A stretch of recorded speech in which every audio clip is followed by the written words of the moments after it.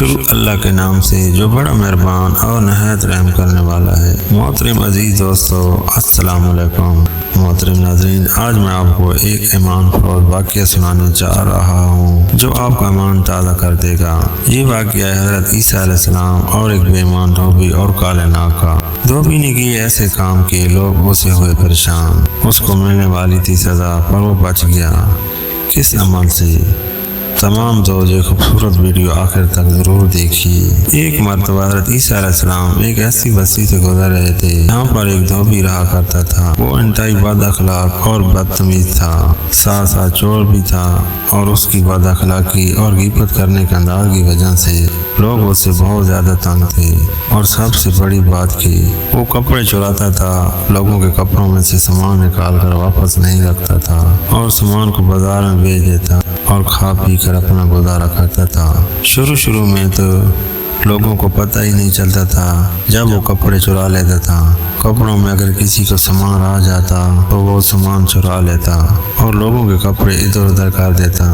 لیکن بعد میں اس کی یہ عادت بڑھتی گئی تو لوگوں میں مشہور ہو گیا کہ یہ چور بھی ہے، بد اخلاق اور بدتمیز بھی ہے۔ سب سے بڑی بات کہ لوگوں کے درمیان لڑائی کرواتا ہے۔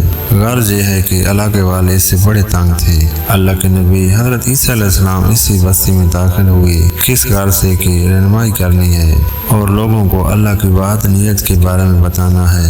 اگر کوئی بگڑا ہوا ہے تو اس کو سدھارنا ہے اور اس کے لیے دعا کرنی ہے، کیونکہ اللہ کے نبی اللہ کے نیک بندے بدعا نہیں دیتے، وہ دعا کرتے ہیں۔ جب وہ وہاں پر آ رہے تھے تو وہاں کے لوگوں کو اندازہ ہو گیا کہ اللہ کا ایک نیک بندہ جہاں پر رہتا ہے اور اس کی ہر دعا قبول ہوتی ہے۔ تو اس علاقے کے لوگوں نے فیصلہ کیا کہ خبیث شیطان سے چھٹکارا حاصل کرنے کے لیے اللہ کے نبی حضرت عیسیٰ علیہ السلام کے پاس جانا چاہیے۔ وہ ہمارے حق میں دعا کریں گے اور اس خبیث انسان کو بدعا دیں گے تاکہ وہ نیست و نابود ہو جائے اور ہم سب کو اس سے ہمیشہ کے لیے چھٹکارا مل جائے۔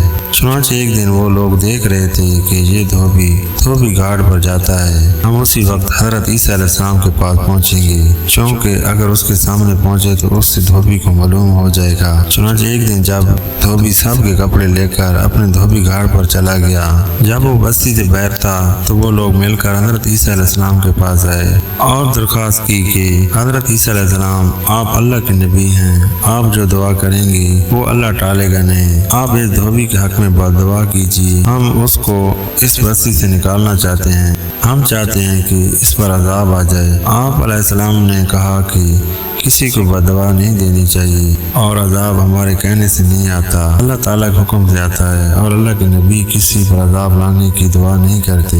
ہاں، میں یہ ضرور دعا کرتا ہوں کہ اللہ تعالیٰ اس کو ہدایت دے، لیکن لوگ یہ مسلسل بولتے رہے کہ اللہ تعالیٰ اس بے ایمان کو، اس دھوکے باز کو اسی جگہ پر جہاں پر گیا ہے دھوبی گھاٹ پر غرق ہو جائے۔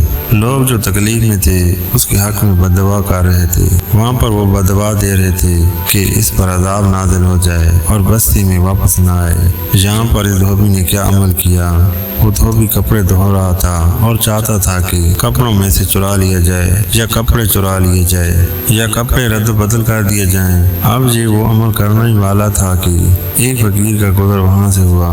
فقیر وہاں سے گزرا، اس نے دھوبی کے پاس آ کر کہا کہ اللہ کے نام پر مجھے کچھ دے دے۔ جب اللہ کے نام پر اس نے مانگا تو دھوبی کے دل میں ایک ذرا سی نیکی آئی کہ وہ بھوکا ہے اور بھوک کی وجہ سے روٹیاں اس نے کھانی ہے۔ میرے پاس صرف 2 ہی روٹیاں ہیں، رکھوں گا تو میرا پیٹ بھرے گا، لیکن وہ اللہ کے نام پر مانگ رہا ہے، کیوں نہ آج میں نیکی کا کام کر دوں۔ تو اس نے 2 روٹیاں جو اس کے پاس رکھی تھی اس فقیر کو دے دی۔ فقیر بہت خوش ہوا اور دعا دینے لگا کہ اللہ تعالیٰ تجھ پر نازل ہونے والی ہر مصیبت کو ٹال دے، اللہ تعالیٰ ہر بلا کو تجھ سے دور کر دے۔ فقیر نے دعا دی اور وہاں سے چلا گیا اور کپڑوں کا گٹھا بنا کر واپس بستی آ گیا۔ لوگ بہت حیران ہوئے، جو کہ ان کے دل میں یہ بات تھی کہ ہم بدعا دے رہے ہیں اور اللہ کے نبی نے بھی یہ دعا کی ہے کہ یہ سدھر جائے، اور ہم تو یہی چاہتے تھے کہ واپس نہ آئے، اور یہ تو زندہ سلامت واپس آ رہا ہے۔ تو لوگ حضرت عیسیٰ علیہ السلام کے پاس آئے اور کہا کہ